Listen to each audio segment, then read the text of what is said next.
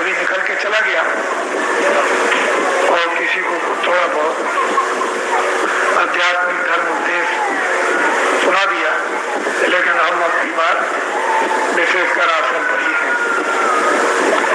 इतना मैं पहले कभी नहीं रहा, जितना आपकी मुझे रहने का अवसर मिला और जब आदेश मिला इस समय आश्रम पर रहो, तो मैं आश्रम पर रह गया।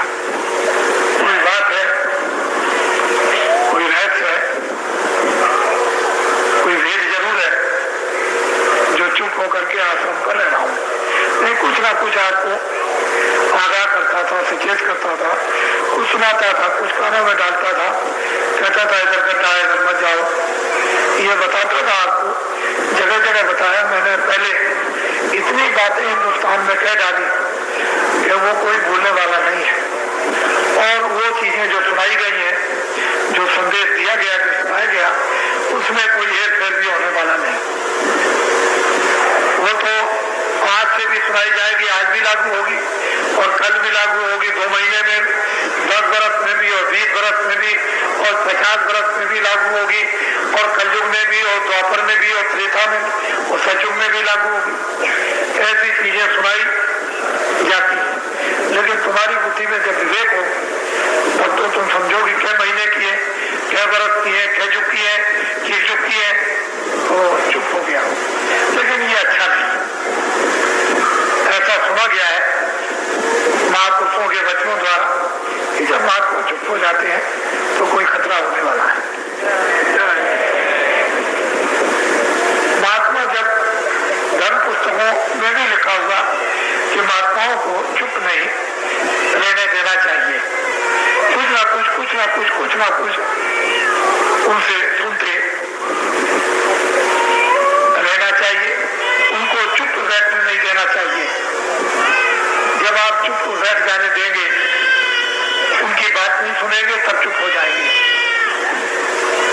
ध्यान में नहीं देंगे तो चुप हो जाएंगे, अवहेलना करेंगे तो चुप हो जाएंगे, तिरस्कार करेंगे तो चुप हो जाएंगे, निंदा करेंगे तो चुप हो जाएंगे, मस्करी करेंगे चुप हो जाएंगे। लेकिन जब सुनने के लिए उनकी हर बातों को आतुर रहोगे तो चुप नहीं बैठ सकते। ऐसा किताबों में लिखा हुआ और महात्माओं के वाक्यों से ऐसा सुना गया है कि महात्मा जब चुप होते हैं तो कोई घटना घटने वाली होती है। इसलिए मुझे जो आदेश मिला कि 16 महीने तक धर्म उपदेश कर सकते हो, आध्यात्मिक उपदेश कर सकते हो, साधना उपदेश कर सकते हो, भजन उपदेश कर सकते हो, ध्यान उपदेश कर सकते हो, सुमरन उपदेश कर सकते हो, अच्छाई बुराई को उसके साथ बता सकते हो, लेकिन 16 महीने तक भविष्य का उपदेश नहीं कर सकते। तो इस मामले में तो मैं चुप हो गया हूँ। बाकी जब मुझे ये आदेश है कि आध्यात्मिक उपदेश करो, तो मैं आपको फिर से याद करने के लिए, क्योंकि बहुत से लोग नहीं सुन पाते, इनको सत्संग सुनने का मौका नहीं मिलता।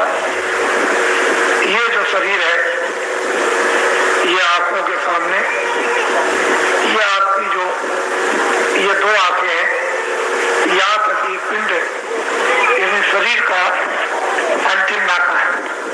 जल, पृथ्वी, अग्नि, वायु, आकाश, 5 तक इसका ये आखिरी नाका है।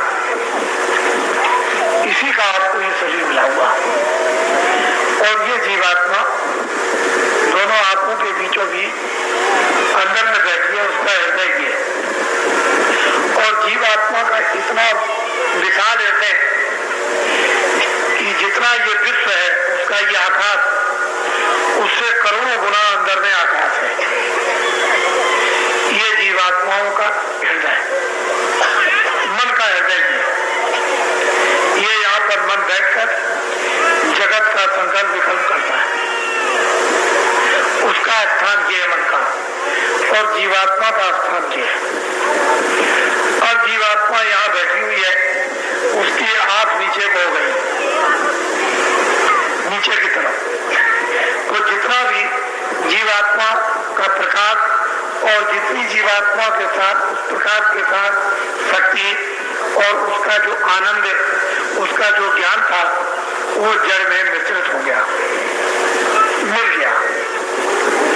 अब वो इसमें मिल गया, फिर आपने इंद्रियों से, मन से, बुद्धि से, आंख से, कान से, नाक से, हाथ से, पैर से जो आपने कर्म किए उसका आवरण गंदगी का वो मन पर, बुद्धि पर, चित्त पर, अंतःकरण पर, जीवात्मा पर लेप चढ़ गया। तो जीवात्मा उस गंदगी के लेप से ढक गई। अब वो यहाँ पर इस नाके पर बैठी है। ये पिंड का, शरीर का, ये इसकी हद है, सीमा है यहाँ से। तो महात्माओं ने नीचे का, कंठ का, हृदय का, नाभि का, इंद्री का, गुदाद्वार की कोई साधना इस कलयुग में निषेध कर दी। इससे कोई लाभ नहीं, ना गुदा चक्र से, ना इंद्री द्वार से, ना नाभि से, ना हृदय से, ना कंठ से, ये कोई साधना नहीं। अब कलयुग में सुलभ, आसान और सीधी और ऊंची बात यही थे कि मन को इस प्रपंच से, बुद्धि को, चित्त को इस जड़ता से, इस छाया से 2 मिनट के लिए, 10 मिनट के लिए, 15 मिनट के लिए इधर से समय ध्यान और भजन के हटा लो और आंख बंद करो। इस तरह से आंख बंद करके या कान बंद करके तुम धीरे से मन को और बुद्धि को और चित्त को सामने बिल्कुल सीधा उस जीवात्मा की आंख के साथ लगाओ, उसके साथ में जोड़ दो। तो जीवात्मा में इतनी तेज धार है, सफाई करने की इसके पास जादू है कि चाहे जितना भी मैला पार का पार लगाओ, लेकिन जब इस तरह से ये अपना काम करने लगेगी, इस तरह से खड़ी हो जाएगी और मन और बुद्धि और चित्त इसी दृष्टि के साथ काम देंगे तो ये झाड़ू लगाती चली जाएगी। पूरे आकाश के पूरे कचड़े को ये साफ कर देगी एकदम। जैसे पूरा कचरा साफ हुआ कि बस एकदम से रोशनी आने लगी, प्रकाश चारों तरफ से आने लगा, एकदम से प्रकाश, और देखते देखते देखते देखते एकदम उजाला हो गया। जैसे सूरज उदय हो गया, रात चली गई। ऐसे ही अज्ञान अंधकार जो जीवात्मा सो रही थी इंद्रियों के घाटों पर, मन ने, बुद्धि ने, चित्त ने साथ दे दिया और जीवात्मा की जैसे ही गंदगी मन की, बुद्धि की, चित्त की हटी और जीवात्मा ने जैसे ही झाड़ू सफाई करने की थी और वो सफाई किया, सारी गंदगी बिल्कुल एकदम जल करके रहा।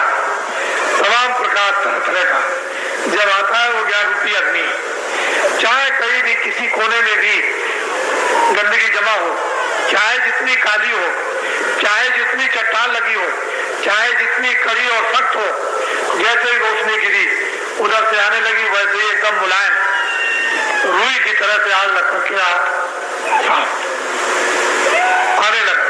बस यहाँ जीवात्मा जागती है, होश में आती है, अपने रूप को आकर पहचानती है। सामने दर्पण देख रही है, उसमें अपने रूप को देखती है कि मैं शरीर नहीं, हाथ नहीं, कान नहीं, सोना नहीं, चांदी नहीं, कोई मकान नहीं, कोई बच्चा नहीं, कोई जल नहीं, कोई पृथ्वी नहीं, कोई अग्नि नहीं, कोई ये नहीं, कोई मन नहीं, कोई बुद्धि नहीं, कोई चित्त नहीं, कोई इंद्रिया नहीं, कोई 25 प्रकृतियां नहीं। वो अपने को देखती है कि इतना सुंदर ऐसा कोई रूप नहीं, और वो सच्चित आनंद स्वरूप इतनी सुंदर कि उससे सुंदर और कोई नहीं। जो मालिक का सुंदर रूप है वही एक जीवात्मा का है, लेकिन जब खोल उतर जाएंगे तो जो मालिक का रूप है वो जीवात्मा का है। इसके रूप में उसके रूप में कोई अंतर नहीं। यहाँ आकर के जाती है, उस दर्पण में अपने रूप को पहचानती है कि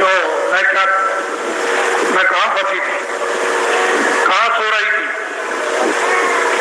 ये तो यहाँ सो रही थी, यहाँ तो कुछ नहीं था। जब वो अपने रूप को देखती है और वो जब अपने आप को जब पहचान लेती तो खुद को पहचानने वाला ही भगवान को पहचानता है। जो खुद को पहचानता है खुदा को जानता है। जो खुद अपने आप को नहीं पहचानेगा वो खुदा को कभी पहचान नहीं सकता, भगवान को कभी नहीं पहचान सकता। जब तक ये दृष्टि उसकी नहीं खुलेगी और दर्पण में स्वयं अपना रूप वो चेतन में नहीं देखेगी, जो प्रकाशित स्वरूप है वो जब तक नहीं देखेगी तब तक ये क्या तो मिट्टी है, ये तो जल पृथ्वी अग्नि वायु आकाश का। तो यहाँ आकर ये जब ये अपनी सफाई अंतःकरण की जब कर लेती है और खड़ी हो जाती है उधर, तो उधर में देव समूह लिंग सृष्टि उसमें ये प्रवेश होता है। उस सृष्टि में पिंड का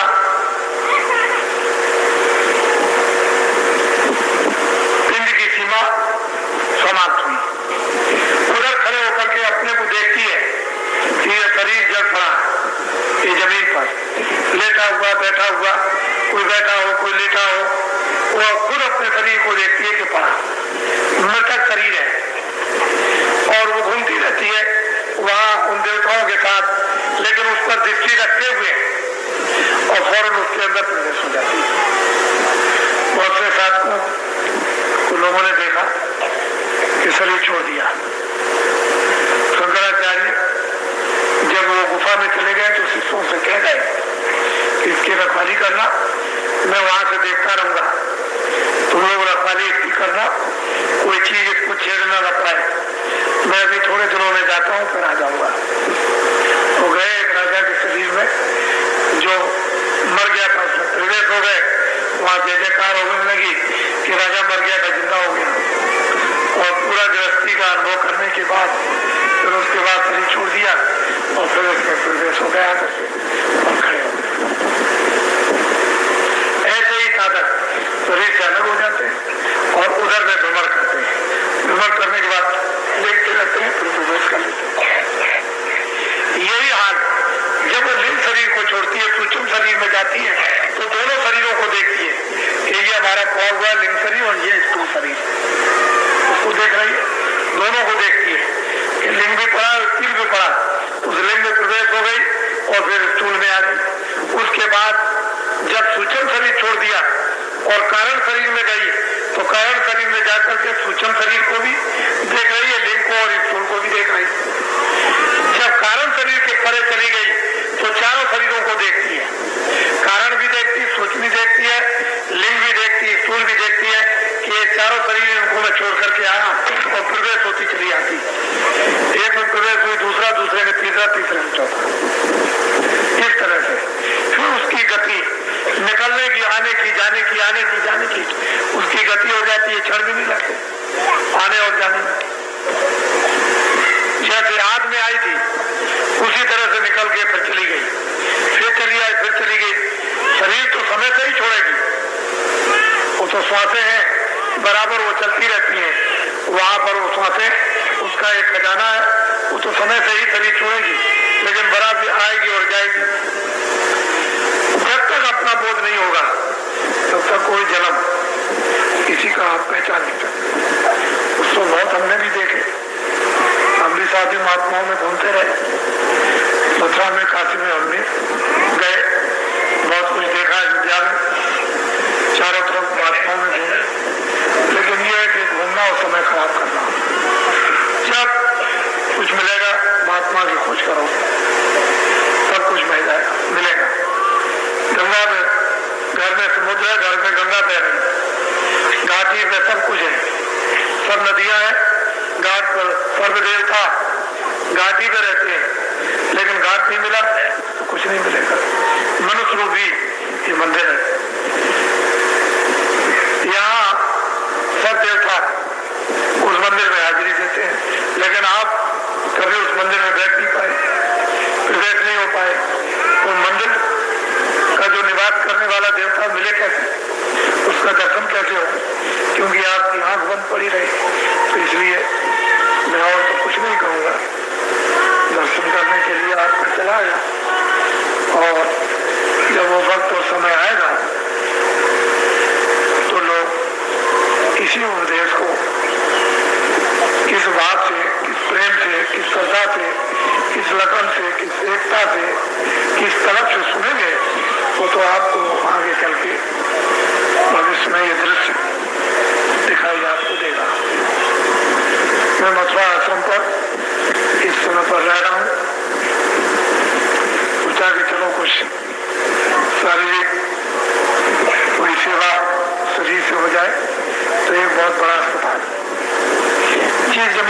हूँ, वहाँ कृष्ण भगवान गौएं चढ़ाया करते थे। बालकपन में ही गौएं चढ़ाई जाती है, जब लोग जवान और वृद्ध हो जाते हैं तो और काम करते हैं, लेकिन बालक ही गौओं को चढ़ाते थे। वो वही स्थान है जहाँ अपना आश्रम है, वो प्राचीन स्थान है।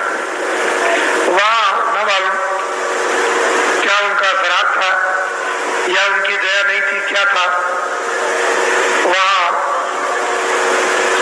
जो मधुबन है वो खारा पानी है।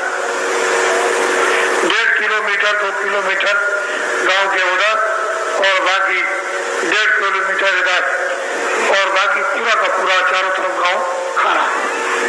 उससे दाल और सब्जी भी नहीं डलती है, खारा पानी है। तो देवियां लेने के लिए आश्रम में आया करती थी, तो कभी गिर जाते हैं, कभी घड़ा टूट जाता है, और समय भी 2 किलोमीटर 2.5 किलोमीटर वहां से चल के आए और पानी ले जाए तो समय भी उनका बहुत खराब होता है। तो मैं इन दिनों में ये भी घटना देखता रहा। 3.25 किलोमीटर 10,500 पाइप लेन को देकर के और मीठा पानी पूरे गांव में। प्राचीन गुरु जी का मंदिर है, अब की बार जब कभी जाएंगे तो आपको वहां भी मीठा पानी पीने को मिलेगा। तो वहां भी पानी पहुंचा दिया। 10,500 लगा एक सामाजिक सेवा। और जल की सेवा तो बड़ी सेवा होती है, क्योंकि लोग मीठा पानी पाएंगे। ये तो ठीक है। तो मैं इन दिनों में आश्रम में रह गया और अस्पताल का भी बड़ा जोरों से जो कार्य हो रहा और बहुत जोरों से चल रहा, वो भी जल्दी ही होगा। तो इस तरह से और चुप हूँ आश्रम पर, कोई बात नहीं करता। जब बाहर निकलूंगा तो अध्यात्म सुनाऊंगा। बाकी जितने दिनों के लिए मुझे मना किया गया उतने दिनों तक मैं चुप रहूंगा। और जब जो आदेश मिलेगा तो आपको खुद ही पता चल जाएगा कि बाबा जी चुप क्यों हो गए थे, क्यों कहा गया था चुप के लिए। बड़े बड़े नेता लीडर भारत के जगह जगह लोगों की बातें सुनने को मिल रही है। लोकसभा के अध्यक्ष आज जयपुर में एक आदमी आया, कहने लगे मुझसे खुद 4 बार उन्होंने कहा कि बाबा जी आप बोलते क्यों नहीं, उनसे कहो कुछ बोले। किताबों में लिख करके दिया, वो तो उनके सबके पास है, उसी से अपना अंदाजा लगा लीजिए। बाबा जी जब दिशा देते थे वो किसी के विरोधी नहीं थे, किसी का नुकसान नहीं चाहते, अहित नहीं करना चाहते हैं। वो समाज का भी हित चाहते हैं, मनुष्य का भी हित चाहते हैं, देश का भी हित चाहते हैं, आत्माओं का भी हित चाहते हैं। तो आपकी समझ में ना आए, रोगी को डॉक्टर की दवा अच्छी न लगे इसके माने ये थोड़ी कि दवा खराब है। उसके रोग के कारण वो दवा कड़वी लगती है, वो तो पहले ही से रो रहा था, दवा और खा ली जाए तो खराब हो गया और उसको कहने लगा दवा खराब है। महात्माओं का उद्देश्य खराब नहीं, उनका कोई ज्ञान खराब नहीं, उनके जो रास्ते हैं वो खराब नहीं है, वो सबके लिए पीड़ित हितकारक।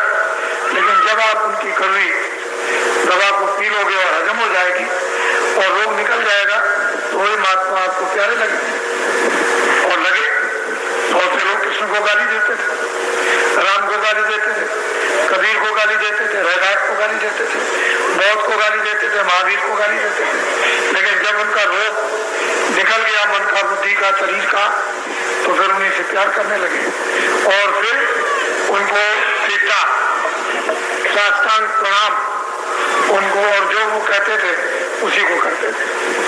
तो महात्मा किसी के नुकसान दे नहीं है, लेकिन लोग अपने विकारों से उनको ऐसा समझते हैं न वो मुसलमान का नुकसान, न वो हिंदू का नुकसान, न वो ईसाई का नुकसान, न वो सिखों का नुकसान, वो तो सबके मानो है, सर्व हितकारी। वो तो मनुष्य से प्रेम करते हैं। मनुष्य प्रेम मतलब उस आत्मा से जो मनुष्य शरीर में भगवान की अंश है, और वो मनुष्य शरीर पंचभौतिक है, 5 तत्वों का है, उसमें जीव आत्मा की वो उसका अंश है, उससे प्रेम करते हैं, उसको निकालना चाहते हैं, उसका हेतु उपकार करना चाहते हैं। लेकिन तुमने जो कूड़ा कचरा जो डाल रखा है उससे जो बदबू आ रही और अज्ञान, बुद्धि अज्ञान में आ गई, इससे समझते हो कि वो हमारा नुकसान करते होंगे। तो बहुत लोग कहते हैं कि बाबा जी से कहो कुछ कहें कि कैसा समय आएगा, आगे कैसा होगा, क्या होगा, क्या नहीं होगा। अरे भाई उन्हीं बातों को याद करो जो कह दिया, उतनी बातें याद रखो। अभी तो बहुत कुछ है जो कहा गया, उसमें से बाकी है, उसी को ध्यान में रखो, उसी का इंतजार करो। तो वो तो सब आपके सामने आएगा, उसके आगे कहने की जरूरत नहीं है। बहुत अच्छा आपने दर्शन दिया। और इसमें अभी भंडारा 18 तारीख से दिसंबर में मथुरा में होगा। बीच में मान लो कोई चला जाए, किसी का समय पूरा हो जाए, कोई बच्चा हो, कोई बच्ची हो, कोई वृद्ध हो, कोई जवान हो, समय उसका पूरा हो जाए, क्योंकि श्वासों की पूंजी है और वो वहां तक नहीं जा सकता, तो उसके लिए मैं वो उपाय बता देता हूँ, उसको ध्यान में रखेंगे। मैंने जय गुरुदेव नाम ये सिद्ध किया, इसको पकाया, इसको चढ़ाया, इसकी इजाजत मिल चुकी है। वो जो इजाजत, जो आदेश, जो हुक्म मालिक का हुआ कि इस नाम से लोगों को जगाओ, तो जगाता हूँ, मेरा नाम तो नहीं, ये तो उसका नाम है। तो जब कभी ऐसा समय आ जाए, कोई बीमार पड़े, अचेत होने लगे, कोई न सुने, कोई न देखे, तो आपको घबराने की जरूरत नहीं है। उसके कान पर वो लगाकर जय गुरुदेव बोलो, तो सुनने भी लगेगा और थोड़े समय काल के लिए देखने भी लगेगा और कुछ बोल भी देगा। तो तुमको जो कुछ भी 2, 4, 5, 10 मिनट 15 पूछना पाछना हो, या वो कुछ कहे आपको, तो उसको आप सुने, और कुछ कह भी दे तो वो सुने और देखे और कहे। तो जय गुरुदेव जोड़ेंगे, और जब जय गुरुदेव बोलेंगे तो उसकी संभाल होगी।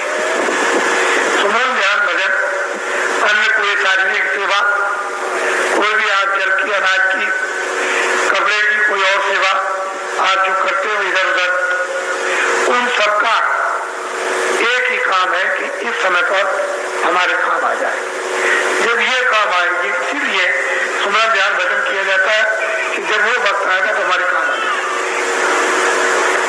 उस समय पर हमारी रक्षा करें, पीड़ा से बचाए, जन्म मरण के दुख से बचाए, चौरासी से बचाए, हम बेहोश हो गए, हम होश में ले आए। तो जब आप जय गुरुदेव बोलोगे तो होश में आ जाओगे, बाहर भी होश रहेगा, भी होश हो जाएगा, दोनों तरफ होश में आ जाओगे। तो कोई घबराने की जरूरत नहीं, दवा दारू दे दो, उसके लिए इनकार नहीं करते, डॉक्टर बुला करके दवा दे सकते हो, दे, लेकिन दवा में काम करो तो जबरदस्ती मत करो। ऐसे वक्त में थोड़ा इंतजार करो कि अगर उसका समय जाने का है तो थोड़ा इंतजार करो, समय जाने का नहीं तो नहीं जाएगा, लेकिन तुम उसको इंजेक्शन लगाओ और कोई मुसीबत करो और आफत में डालो तो वो ठीक नहीं। थोड़ा इंतजार करो, जाने वाला नहीं होगा, अपनी जगह लौट रहा है, लेकिन जो जाने वाला होगा वो रुक नहीं सकता। तो इंतजार कर लोगे तो दोनों चीजें समझ में आएंगी कि भाई जाने वाला है कि नहीं जाने वाला। लेकिन तुम जबरदस्ती दवा पे दवा, दवा पे दवा, इंजेक्शन पे इंजेक्शन तुम जब लगाते हो तो उसकी दुर्दशा कर देते हो, जो होश में आए और बेहोश हो जाए, होश ना आ सके उसको। तो ये सब चीजें समय पर इसलिए बताई जाती है कि आप इनको काम ले लोगे, और जब इन सब चीजों से जब आपको अनुभव होगा, इम्तिहान लोगे और उस इम्तिहान की जब समझ आएगी तो जल्दबाजी नहीं करोगे, न बच्चे के साथ, न स्त्री के साथ, न पति के साथ, न किसी और किसी के साथ। फिर तो आप जो चीज आपको दे रहे हैं उसको आप ध्यान में रखो, ये बहुत बड़ी चीज है ये। तो इसलिए मैं फिर कहूँगा लोग शराब मत पिए, शराब पीना ये अच्छी चीज नहीं है। जो लोग, क्योंकि अच्छे आदमियों की आज भी जरूरत है, घर में भी जरूरत है, समाज में भी जरूरत है, देश में भी जरूरत है। अच्छे न बुरे आदमी सदाचारी बनाते हैं, न त्यागी बनाते हैं, न सत्यवादी बनाते हैं। बुरे आदमी तो जो काम करते हैं वो जो करते ही, इससे क्या होता है वो तो आपको मालूम। लेकिन अच्छे लोगों की जरूरत है। वो वक्त उस समय उसका सबको इंतजार करना, मजबूरन करना पड़ेगा, बेहद होकर लाचार होकर के करना पड़ेगा। अच्छे आदमी आओ, पुकार करनी पड़ेगी। अच्छे लोग आओ, त्यागी लोग आओ, तपस्वी लोग आओ, दानी लोग आओ, वीर लोग आओ, सत्यवादी लोग आओ, चरित्रवान लोग आओ, समझ गए, उदार लोग आ जाओ, समझ गए। अच्छे तो वो तो पुकार लोगों को करनी पड़ेगी। चीजें यहाँ सब मौजूद है, लेकिन उसकी आज इज्जत नहीं। अच्छे लोगों की ऐसा नहीं कि अच्छे नहीं है, अच्छे हैं, लेकिन आपको उनकी इज्जत नहीं, उनकी पहचान नहीं, उनका सम्मान नहीं। इसलिए ऐसा नहीं कोई एकदम से गिर पड़ेगा, ऐसी बात नहीं है।